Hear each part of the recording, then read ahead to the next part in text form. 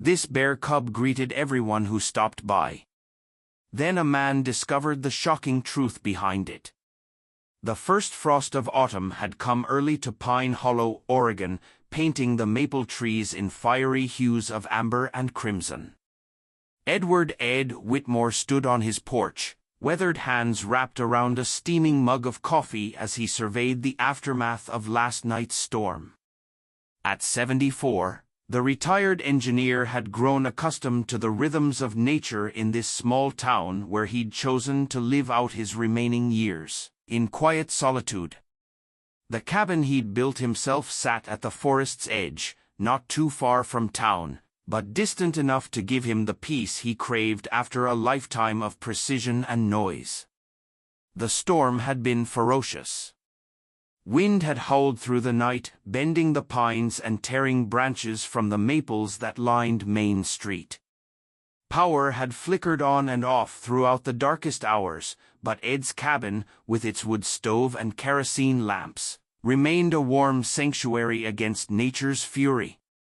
As dawn broke, he'd awakened to an unusual silence, the kind that follows great disruption. Stepping outside now, he could see fallen branches scattered across his yard, pine needles plastered against the side of his cabin, and the soft earth torn up in places where the wind had uprooted smaller shrubs. Ed took a sip of his coffee, grimacing at its bitterness.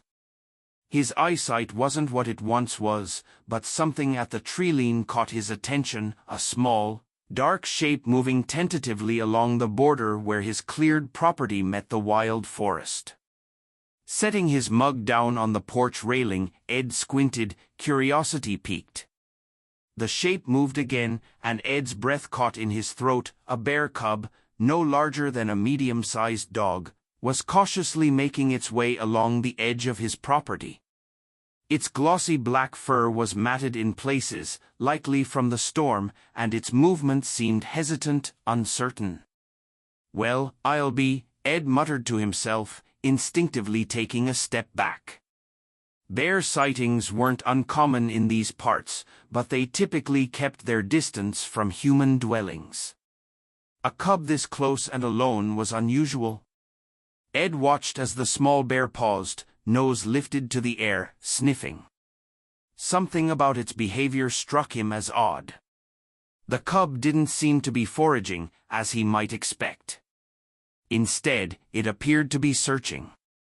Its dark eyes scanned the treeline with what Ed could only describe as worry, if such an emotion could be attributed to a wild animal.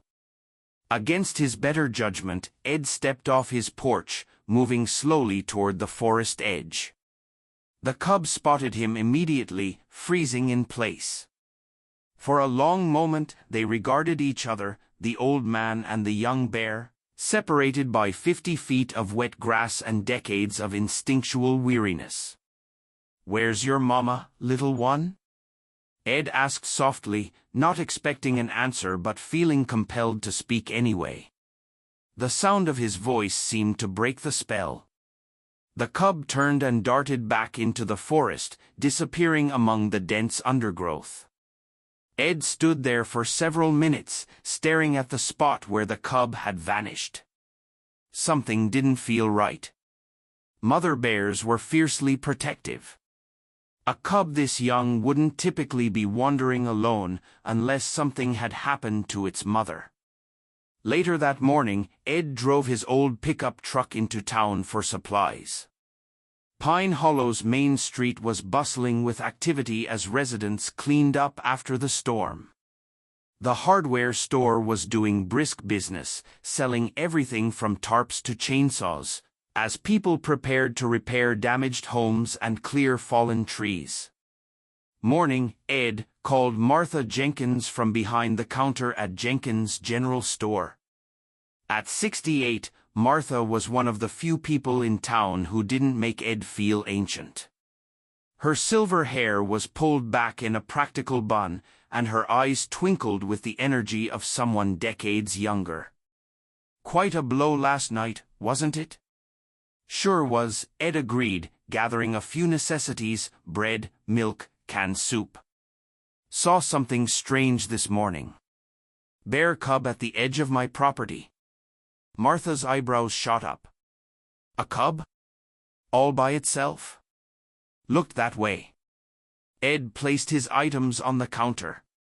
Seemed confused, like it was looking for something. Martha frowned as she rang up his purchases. Tommy Blackwell mentioned seeing a bear cub crossing Miller's Road yesterday evening. Said it was carrying something in its mouth. Moving like it had somewhere important to be. Miller's Road? That's nearly a mile from my place. Same cub, you think? Ed shrugged. Could be. It was small. Glossy black fur. Looked healthy enough, but definitely alone. If it's wandering around, someone should call wildlife control before it gets into trouble, Martha suggested, bagging Ed's groceries. Bears are beautiful creatures, but they don't mix well with trash cans and backyard barbecues. Let's give it a day or two, Ed said, surprising himself with his protectiveness. Might just be temporarily separated from its mother after the storm. Martha gave him a knowing look. You always did have a soft spot for strays, Edward Whitmore. Ed felt his cheeks warm. Just saying we shouldn't rush to judgment. As he paid for his groceries, Ed couldn't shake the image of the cub's searching eyes. Outside the store, he ran into Sheriff Dan Peterson, who was helping direct traffic around a crew removing a fallen tree from the road. Ed, the sheriff nodded in greeting. You doing all right out there in that cabin of yours? Just fine, Ed replied. Dan, have you heard about a bear cub wandering around town? The sheriff's expression turned serious. Matter of fact, I have. Got 3 calls about it this morning. Folks spotted it near the elementary school playground and behind the diner. Mayor's concerned. It's just a cub, Dan. Probably disoriented from the storm. Maybe so. But cubs have mothers. And a mother bear looking for her baby is not something we want in town. Sheriff Peterson adjusted his hat. I've put in a call to Wildlife Services. They'll be here tomorrow to assess the situation. Ed felt a twinge of alarm. They won't just shoot it, will they? They'll try to relocate it if possible, the sheriff assured him. But public safety comes first, Ed. You know that. On the drive home, Ed couldn't stop thinking about the cub. By the time he reached his cabin, he'd made a decision that even he recognized as somewhat foolish. He would try to find the cub again and see if he could figure out what was going on. The afternoon passed slowly as Ed puttered around his property, clearing fallen branches and repairing a section of gutter that had come loose during the storm.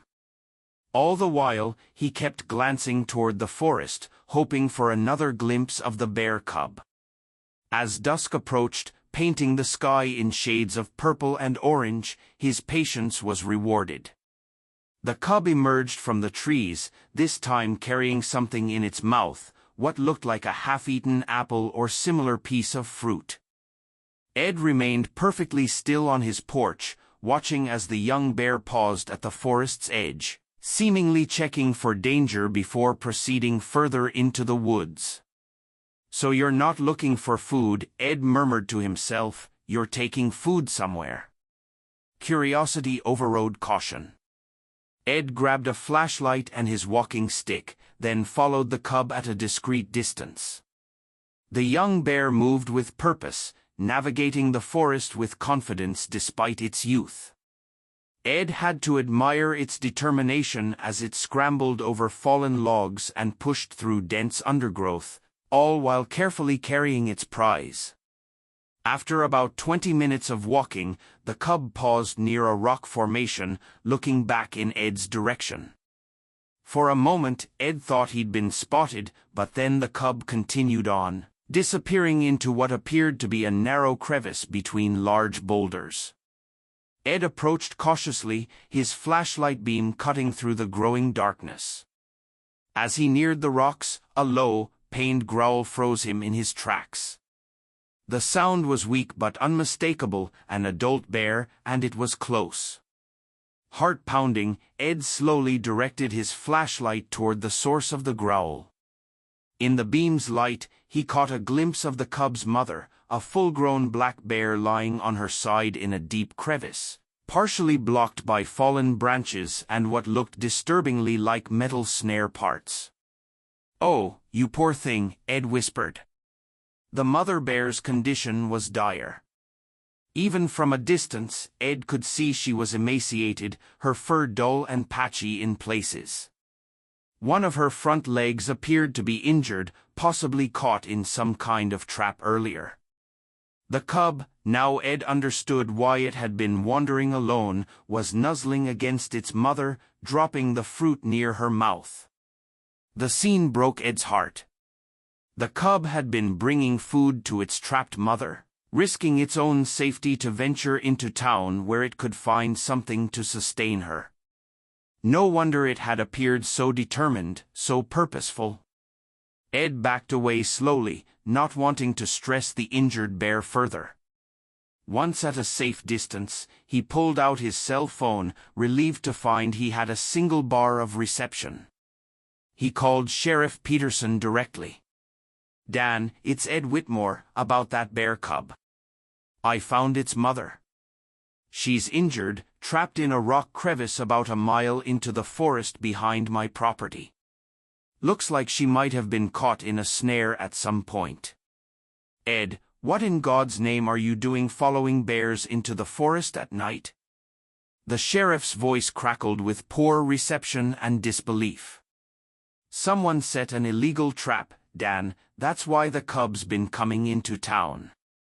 It's been bringing food to its mother." There was a pause on the other end of the line. "Are you sure about this?" "Positive.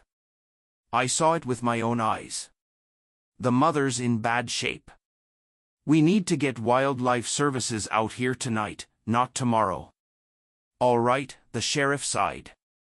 "I'll make the calls. But Ed, you get yourself back home now. Don't try to be a hero. These are wild animals we're dealing with." "I'm heading back," Ed promised, although he felt a strange reluctance to leave the bears alone in their plight. Over the next day, word spread through Pine Hollow about the bear cub, now nicknamed Shadow for its glossy black fur and habit of appearing at dawn or dusk, and its injured mother. Opinions were divided. Some residents, particularly those whose trash cans had been disturbed, still wanted the bears removed. Others were moved by the cub's devotion to its mother and wanted to help. Ed found himself becoming Shadow's unofficial advocate. When wildlife services arrived, he insisted on accompanying them to the site where the mother bear was trapped. Dr. Jane Harrow, the lead wildlife veterinarian, listened attentively to Ed's observations. "You've got a good eye, Mr. Whitmore," she said as they made their way through the forest. "Most people wouldn't have noticed the pattern in the cub's behavior." "I've spent a lot of time watching things," Ed replied simply. "You notice patterns when you've got more time than company." Dr. Harrow smiled at that.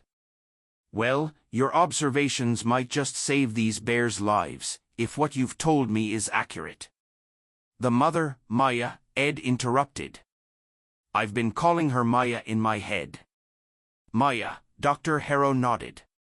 "If Maya has indeed been injured by an illegal snare, then she's a victim of poaching, which changes our approach entirely. We'll do everything we can to rehabilitate her and the cub." When they reached the rock crevice, the situation was even worse than Ed had initially assessed. Maya was barely responsive, her breathing shallow. Shadow was curled against her side as if trying to share warmth. "She needs immediate medical attention," Dr. Harrow said after a preliminary examination. "There's evidence of internal injuries beyond the visible wounds." We'll need to sedate both bears and transport them to the Willamette Wildlife Conservation Center. As the wildlife team prepared their equipment, Ed kept his distance, watching with a mixture of hope and anxiety. Shadow seemed to sense something was happening and became agitated, pacing around his mother protectively. "He's afraid we're going to hurt her," Ed observed. "It's natural," Dr. Harrow explained. "The cub has been her protector for who knows how long. This role reversal is unusual in bears, but extreme circumstances bring out unexpected behaviors in all species." The team worked methodically, first sedating Shadow, who went down quickly with a tranquilizer dart. Maya was more challenging, her position in the crevice making it difficult to administer the sedative safely. Ed watched as two technicians carefully maneuvered to clear debris from around the injured bear. In his concern for the bears, Ed didn't notice the unstable ground beneath his feet. As he shifted his weight to get a better view, the rain-softened earth gave way. Ed felt himself falling, sliding down into a depression adjacent to the rock crevice. Pain shot through his ankle as it twisted beneath him, and his head struck something hard. The last thing he heard before losing consciousness was Dr. Harrow shouting his name. When Ed came to, he was lying on his back, looking up at the forest canopy. His ankle throbbed mercilessly, and a dull ache pulsed at the back of his head. Dr. Harrow was kneeling beside him, her face etched with concern. "Don't move, Mr. Whitmore. You've had a fall." "The bears?" Ed asked immediately. "Being loaded into the transport vehicle, they're both sedated and stable for now." She shone a light into his eyes, checking his pupils. "You, on the other hand, have a nasty bump on your head and what looks like a fractured ankle." Ed tried to sit up but was overcome by dizziness. "I'll be fine, just need to catch my breath." "What you need is a hospital," Dr. Harrow countered firmly. "One of my technicians has gone to bring the stretcher. We'll get you out of here." "Must be quite a sight," Ed grimaced through the pain. "An old fool who can't even keep his footing." "Actually," Dr. Harrow said with a slight smile, "you might be interested to know that we might not have found you so quickly if not for Shadow." "What do you mean?" "When you fell, the sedative hadn't fully taken effect on Shadow. He heard you fall and came to investigate. When my team tried to corral him, he kept circling back to where you had fallen, vocalizing. It was almost as if he was trying to tell us you were in trouble." Ed fell silent, processing this information. The idea that the bear cub he'd been trying to help had, in its own way, tried to help him in return was profoundly moving. "Looks like you've made a friend," Dr. Harrow added gently. "Guess we're even now," Ed murmured. The trip to the hospital confirmed Dr. Harrow's diagnosis of a fractured ankle and a mild concussion. Ed was fitted with a walking boot and advised to take it easy for several weeks. Sheriff Peterson drove him home from the hospital, shaking his head the entire way. "You're lucky it wasn't worse," the sheriff chided. "Following bears, falling into holes, not exactly the quiet retirement most folks envision." "Life gets boring when everything goes according to plan," Ed replied with a wry smile. "Well, your bear adventure has certainly livened up Pine Hollow, it's all anyone's talking about. The local paper wants to interview you." Ed groaned. "I'm not interested in publicity." "Too late for that. You've become the town hero overnight. Local man discovers bear cub's secret mission to save mother, that's tomorrow's headline." "That's ridiculous," Ed protested. "I just happened to notice something wasn't right." "In a world where most people don't notice moss beyond their own concerns, that counts for something," Sheriff Peterson said, suddenly serious. You cared enough to pay attention, Ed, don't dismiss that.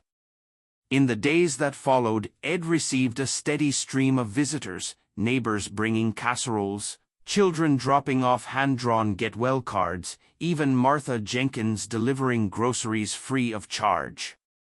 Most wanted to hear the story firsthand, and despite his initial reluctance, Ed found himself recounting the tale of Shadow and Maya again and again. What surprised him most was how the story seemed to touch something deep in the hearts of Pine Hollow's residents. People who had initially called for the bear's removal were now asking how they could help. The town's attitude had shifted dramatically. A week after the rescue, Ed received a call from Dr. Harrow at the Willamette Wildlife Conservation Center. "I thought you'd like an update on Maya and Shadow," she said. Maya underwent emergency surgery. Her internal injuries were severe. She had a ruptured spleen and damage to her reproductive system. She won't be able to have more cubs, but she's stabilized and beginning to eat on her own. "And Shadow?" Ed asked, relieved but still concerned. "Thriving. He's gaining weight and showing normal behavior for a cub his age. We're keeping them together in a special enclosure that limits human contact. The goal is eventual release back into the wild, though Maya's injuries will complicate that decision." "Can I visit them?" The question slipped out before Ed could stop himself. There was a pause on the other end of the line. "Typically, we discourage visits to minimize human imprinting, especially with animals we hope to release. But given the unique circumstances, I think an exception could be made." 2 days later, Sheriff Peterson drove Ed to the Conservation Center, an hour's journey from Pine Hollow. Dr. Harrow met them at the entrance, leading them through a series of buildings to a secluded viewing area overlooking a naturalistic enclosure. "They can't see or smell us from here," she explained, "but we can observe them." Ed's heart quickened as he spotted Shadow first. The cub looked healthier already, his coat gleaming as he explored the enclosure, occasionally pouncing on leaves or investigating logs. Maya rested in a sheltered corner, her injured leg bandaged. Even from a distance, Ed could see she was emaciated, her once powerful frame diminished by her ordeal. "Will she recover fully?" Ed asked softly. "It's too soon to tell," Dr. Harrow admitted. "The physical wounds will heal, but the psychological impact of being trapped, the loss of her reproductive capacity, these are significant traumas. Bears are resilient, but they are also complex creatures with long memories." They watched in silence as Shadow approached his mother, dropping a piece of fruit he'd been carrying near her mouth. Maya didn't eat immediately, but she gently touched Shadow's head with her uninjured paw, a gesture so tender it made Ed's throat tighten. "He's still bringing her food," Ed observed. "Yes," Dr. Harrow nodded. "The behavior persists, though it's no longer necessary. It's become a bonding ritual between them. In the wild, it would be the mother teaching the cub to forage, not the other way around, but they've created their own dynamic, their own way of surviving together." As Ed watched the bears, he felt something shift within himself, a recognition of something familiar in their struggle, their connection. For years after his wife's death, he'd withdrawn from the world, building his cabin at the forest's edge as a retreat from human connection and its inevitable pain. Like Maya in her trap, he'd been caught in his grief, surviving, but not truly living. And yet, here was Shadow, this small, determined creature who refused to abandon hope, who found a way to sustain what mattered most to him despite overwhelming odds. The parallel wasn't lost on Ed. "There's talk in town," Sheriff Peterson said, breaking the silence, "about raising money for Maya's ongoing care. Martha Jenkins is organizing it, bake sales, car washes, the usual small-town fundraising tactics. Ed turned to Dr. Harrow. "What does Maya need most?" The veterinarian considered the question. "Specialized diet, physical therapy, potentially a prosthetic device for her injured leg if the damage proves permanent. It's expensive, certainly, but with community support, count me in," Ed said firmly. "Whatever it takes." Over the following weeks, Pine Hollow transformed. The story of Shadow and Maya became a catalyst for community action. Children held penny drives at school. The local brewery created a special Shadow's Courage dark ale, with proceeds going to the conservation fund. Even old Mr. Gunderson, known for his frugality, donated a significant sum. Ed found himself at the center of it all, despite his natural inclination towards solitude, visiting the conservation center weekly, watching from the observation area as Maya gradually regained strength and Shadow grew more confident in his environment. Dr. Harrow provided regular updates on their progress, and a young technician named Tyler took a special interest in the bears, often spending extra time ensuring their enclosure met their needs. Tyler says Shadow reminds him of his younger brother, Dr. Harrow told Ed during one visit. "Always watchful, always trying to protect those he loves." Ed nodded in understanding. "He's an old soul in a young body." The fundraising efforts exceeded everyone's expectations. Within a month, Pine Hollow had raised enough money to cover Maya's medical expenses and contribute to the Conservation Center's broader mission. But Martha Jenkins, ever the organizer, wasn't satisfied.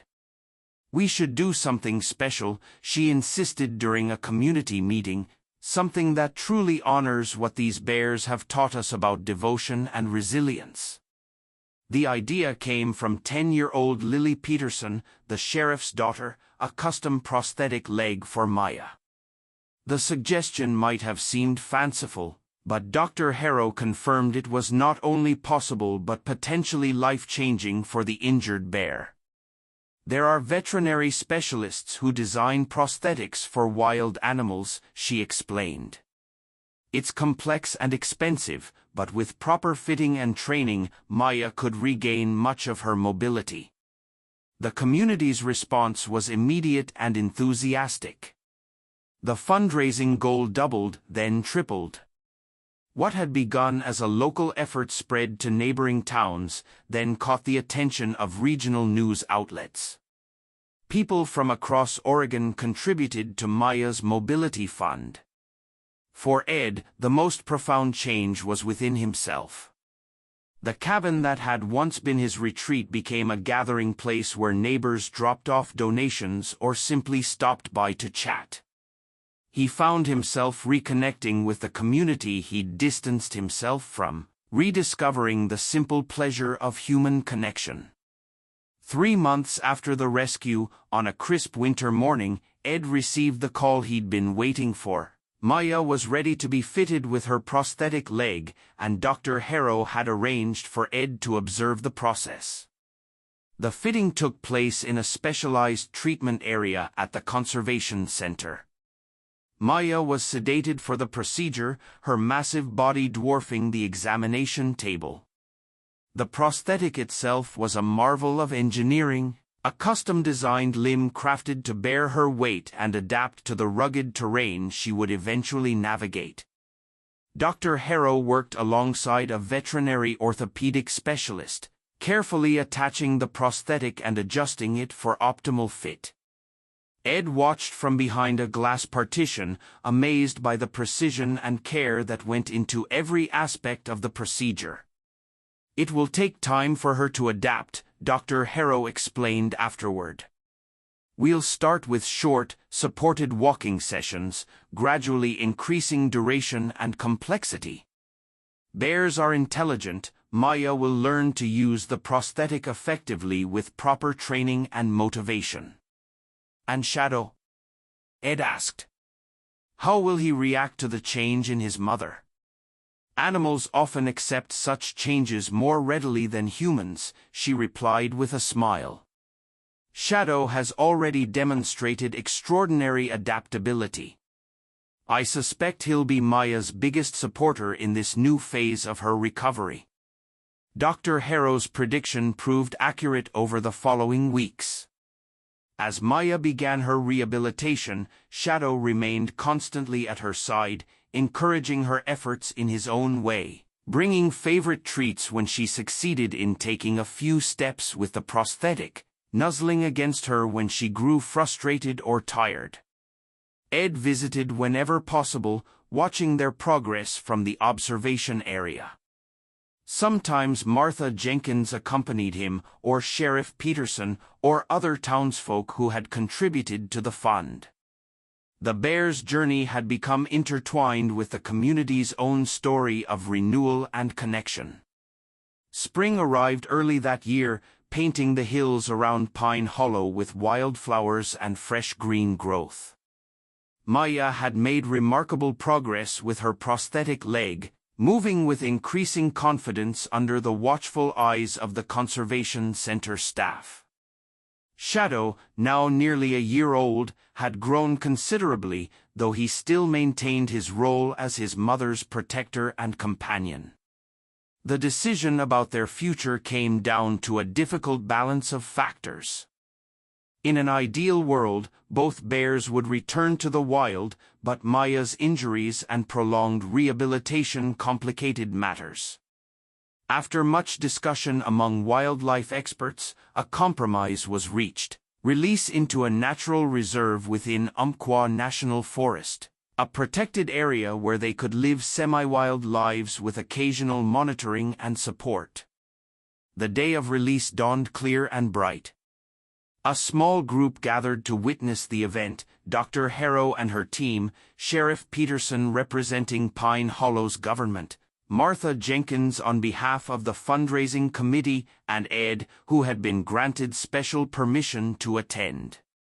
2 transport crates containing the bears were carefully positioned at the edge of a meadow bordered by dense forest. Dr. Harrow and Tyler prepared to open the crates while the others maintained a respectful distance. "Ready?" Dr. Harrow asked, her hand on the release mechanism of Shadow's crate. Ed nodded, his throat tight with emotion. This moment represented both an ending and a beginning, the culmination of months of effort and the start of a new chapter for the bears. He found himself remembering that first morning after the storm when a small black shape at the forest's edge had caught his eye and changed the course of so many lives. The crate door swung open. For a moment, nothing happened. Then Shadow emerged cautiously, taking in his new surroundings with alert senses. He stood on his hind legs, sniffing the air before dropping back to all fours. To everyone's surprise, he turned back toward the crates, placing a paw against Maya's container as if encouraging her to join him. Tyler opened the second crate. Maya's exit was slower, more deliberate. She tested her prosthetic leg on the unfamiliar ground, adjusting her weight carefully. Shadow circled her excitedly, occasionally nudging her forward, guiding her as she had once guided him. Together, the bears moved toward the tree-line, pausing occasionally to investigate interesting scents or sounds. Just before entering the forest, Shadow turned back, his dark eyes seeming to find Ed among the humans. The bear rose briefly on his hind legs again, as if offering a final farewell, then dropped down and followed his mother into their new home. No one spoke as the bears disappeared from view. Words seemed inadequate for the moment. Eventually, the group dispersed, returning to their vehicles for the drive back to civilization. Ed lingered, gazing at the spot where Shadow and Maya had vanished into the trees. Dr. Harrow approached, standing beside him in companionable silence for a few minutes before speaking. "They'll be monitored regularly. GPS tracking in Maya's prosthetic will help us ensure they're thriving." Ed nodded, grateful for the reassurance but knowing it was time to let go. "They've taught us more than we could ever teach them," he said finally. "That's often the case with wild things," Dr. Harrow agreed. "They remind us of what we're capable of, both the harm we can cause and the healing we can offer." On the drive back to Pine Hollow, Ed sat quietly in Sheriff Peterson's cruiser, watching the landscape roll by. Something had shifted within him over these months, a change as significant as Maya's learning to walk with her prosthetic leg. He had stepped out of his self-imposed isolation, reconnected with his community, and in doing so, discovered a renewed sense of purpose. A week later, Ed returned to the forest edge behind his cabin, carrying a small apple sapling and a carved stone. The tree, a wild variety that would provide food for forest creatures for generations to come, he planted with care, tamping the earth around its tender roots. The stone he placed at its base, its simple inscription facing the rising sun, "For the one who walked into town carrying hope on his back." The tradition began that spring and continued in the years that followed. On Shadow Day, the children of Pine Hollow would gather at the young apple tree, now growing taller each year. There they would hear the story of a brave little bear who saved his mother and, in doing so, saved an old man's heart and united an entire town.